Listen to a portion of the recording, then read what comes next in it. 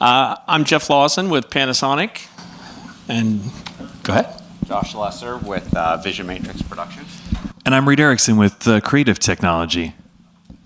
Helps if we turn them on. Look at that, they turned them off for you. There you go. What we wanted to talk about today was very large, complex corporate productions, the ones with many multiple sessions simultaneous, and how using 2110 made this an efficient, creative, and a flexible production. But to start off, why don't you tell us about what the Milken Institute Global Conference is? Absolutely. So the Milken Institute Global Conference is a show that's been going on for 27 years now. We've been producing it that entire time. And it brings together thought leaders, influential people from all different sectors, government, finance, medical, and they're all together in one venue, one hotel. And this year we had a huge challenge in that our site became a full-blown construction site, and all of the production areas that we had were no longer available to use. So we had to really get creative and think outside the box on how we were going to do that. Do we? Yeah. You have the slides? Yeah, slides. Oh, why? Thank you. Keep going. Yeah, keep going. And you've got the construction one in there? Yeah. Yeah, there you go. What you're looking at there is actually what was our parking garage, and that is where we ran our production. This is an event where we run 13 general sessions simultaneously. So if you've been to any large conference, you'll have breakout rooms. This does not have breakout rooms. It has general sessions, and there's 13 of them. So every room is a VIP room, whether it's head of state. They could be in this small, tiny little room. You still have a full broadcast production going in every location. So you had a lot to do with the transition from STI to 2110. And so what I was going to ask you about is with the 13 continuous or simultaneous concurrent sessions, how did you manage that? I was going to say the kind of exciting part for Creative Technology was we were with Josh or worked with Josh in Vision Matrix when it was an SDI workflow. And I think, Josh, I think I came to you and said, as we saw all the work that you've all done in implementing 2110 into facilities and watch 2110 kind of get much more broad adoption, when I saw the 2110 product that NEP had, it was a no-brainer for us. The part of the architecture that makes this event so interesting is that centralized production was already a part of what Josh, you, and the team had been doing, and we'd been doing together. And so for us, it happened over 2 years, this architecture of saying we're going to take big, heavy SDI matrices and move them into a 2110, what I'd consider, right, an occasional use production. And so that was a really big part of our first step, which was taking the transmission backhaul and moving it all over 2110. And the piece that was really beneficial to us this year was moving that further forward with Panasonic and making that glass to glass. So we can say brand names because we're here on behalf of Panasonic, right? We used Panasonic cameras, and we used the Panasonic Kairos switchers, as well as I heard Evertz in the back, a bunch of Evertz hardware making all this work and a bunch of other hardware to make it work. But that was a big, I don't want to say a big leap because it took us 2 successive years to make that happen. But I think this is where I'll look back at you, Josh, and say I think the big things that we found in this case study, there's 13 general sessions happening. Everything for us is not as geographically diverse as it is for like the folks from LinkedIn where you're across countries because we're all in one building. We did an entire... You did have 2 buildings, though. 2 buildings. Yeah, remember, you had the main hotel, the Beverly Hilton, and then next door we had the Waldorf Hotel. So we did have multiple locations, and you had quite a complex piece going. Yeah. And so we were able to do, I think, unique maybe to many of you who do installed or multi-site is a complete overlay, a complete fiber overlay of the Beverly Hilton complex. which we're lucky to, looking at Justin over in the corner, but it's like we're lucky to do that in a lot of big corporate or in broadcast production on certain levels. But yeah, so that was, I think, a big piece of this. And if I look back, I'll look at you and you can nod. The big thing for us about why would you take this event 2110, and I mean, a big piece of that for us was this flexibility. We keep talking about it's fun to sit here and learn where everyone is going, but the big piece for me is being able to look at Josh and say yes. Listening to the LinkedIn team talk about how much everything changes. Josh, things change. Literally, the head of state will move from one room to another, and specialty productions will move, or specialty pieces of the production, like LinkedIn described, move.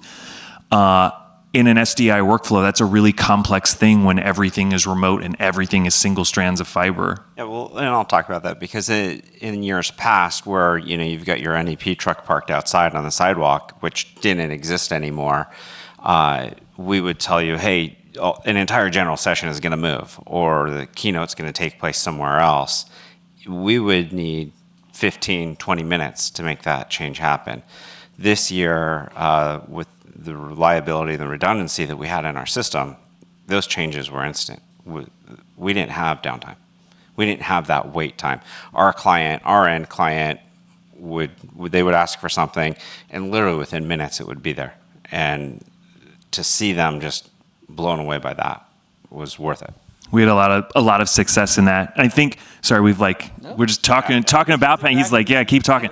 The piece that I'll say again, my title is production, but a lot of that is like sales engineering when we get the chance to work together and say, because the piece I'll say on CT's part, and the part that's fun about being up here with you, Josh, is this was not both of these steps over years were kind of eyes wide open moments where we said, we know we need the support from Panasonic to bring this technology in. I was able to look you in the eye and go, we know we're going to make this work, but we also know that we're making a technical lift here in order to move this into a new space or into new technology to us. I was just going to say, it was interesting hearing Jesus talk about being a technical director. Our entire team, I think, of all of the operators that we had operating these 13 general sessions, I think one of them had touched the Panasonic Kairos before they came and operated the show, which is an interesting technical lift to have a team of folks who need to execute an absolutely perfect production with heads of state on stage, and your production on the line. We were able to bring them up to speed and to have engineering support behind them to make sure that they sat down at these Panasonic switchers and sat down and had good days and felt confident and empowered. I believe that's what you saw. I wouldn't tee it up. But. Well, no, and look, the reality is a show like this, we have roughly 400 people that we bring in on staff to run this show. Engineering, how many people did you have? 20 engineers on site the whole time. So it was a large undertaking. You see it there. You've got some pictures of people operating. They walked in. They are technical directors. They are people who we've worked with for years. I've grown up in this industry with these people. They just sat down at your consoles and they knew what to do. And during load-in, I walked back. I talked with Leah, and I'm like, okay, put me at ease. How do we set up this console? How is somebody going to know? And then, you have some of the charts. I think you've got some of the Lucid charts up here. Okay. Sure, just jump ahead. Yeah, there you go. This is a good one, and we kind of made this a little easier for everybody to read, but we took the time to go through at every level and got very deep into this to make sure that everything was set up correctly, from our graphic stations to our destinations to our DSMs to our outbound feed. We had a whole team there just from Vimeo that supports us, and every single session is going out live. So there was a lot of different destinations and a lot of content that had to be fed, and then knowing that, the team and the engineers who could figure this out was excellent. Yeah. So the point of, I suppose, or in summary, our conclusion almost before we go to to if anybody has any questions, this slide is a simplified version of the architecture that we overlaid on the Beverly Hilton. If any of you have been there, whether for corporate events or for some of the bigger events that happen there, the piece you might not realize is that Vision Matrix, I say Josh, but Vision Matrix and the Milken Institute is the largest event that happens there, including and above the Golden Globes. And so this is an outlay of the rooms and the venues that were tied into our local 2110 network and some of how we centralized. You'll see on my left, should be your left of the drawing, are the various centralized control rooms that are tied together. And then trunk lines out to each one of these destinations or venues, essentially out around the building. So this is a little bit of what we actually overlaid into the building for the purposes of this production. And I think like I said, a big piece of this, the step forward we took this year was glass to glass. Panasonic cameras. We had Panasonic Kairos switchers in line. And then I know we'll hear from Megapixel in a bit, but then Megapixel LED processing on the far side as well. So we were able to take a lot of things that in that first step had been SDI in and out and move as many of those as we felt comfortable doing in a next step into a 2110 architecture, which again, when you've got fast changes, which you all certainly know and are used to, made our ability to say yes to the client much easier. And the other half of that, right, it's like why I keep looking at Evertz is like the piece that you've all had to figure out for your facilities, and we've had to figure out both as a company, as a creative technology, and then how we deploy it to Josh is how do we take these pieces, all of this experience in 2110 or an IP native production, and kit it out so that we can throw these boxes down like Rack Daddy. Ours isn't named Rack Daddy, but we've got a whole bunch of pieces. You've got some pictures of it if you want to. Yeah, go to the next slide. Our 2110 cores and nodes that we were able to overlay on the building, and basically, this rolled in to an underground valet parking garage that wasn't suitable for humans to be in. We learned that later. We learned that during the show. Learned that later. The entire show, I pretty much focused on not being shut down by building and safety, but all of this rolled into 10 car spaces. So we essentially took over what was left of their parking garage. They gave us a portion of it. We walled this off, and you rolled in these racks ready to go.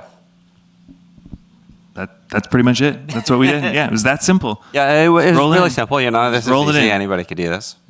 But that was our experience. It was for us. I think it was at the end of the day for us in temporary venue overlay, it was a savings in engineering time, a simplification in the fiber overlay that we put into the venue, and then an ability to say yes. So I don't know if there's any questions, or if you have any other questions, Jeff. Well, this is awesome because this went away like a runaway train, which was great, and we covered all the topics. But there were a couple other things that I want to mention. Is that as we discussed this case study, as we decided to present this, there were a lot of other topics that were very salient to 2110. The efficiency, the creativity, being able to move past a lot of the limitations that were happening with SDI. And it's a lot of the same points that we've talked about today from one topic to the next. And so definitely reach out to us, talk to about. There's very specific things that we wish we had more than 15 minutes to talk to. But I'll leave the last 15 seconds to Josh, if you wanted to say something as well. I just want to say, we've been in this hotel for years. We've done this. Previous years, we were running hundreds and hundreds of lines of fiber, and you never really had the reliability with all that fiber going in that you had this year. With all of the LED walls that we had, and I was telling you this before, we didn't have any walls go down. Previous years, walls would go down, walls would flicker. We would have to move an entire session because we couldn't trace the problem with the line. The redundancy was what sold me, and we're excited to do it again, and we will be planning the next one here shortly. And we know this is the direction we're going again. So Panasonic's help and CT, you guys just killed it. Thank you. Thanks, guys. I think it's lunchtime next.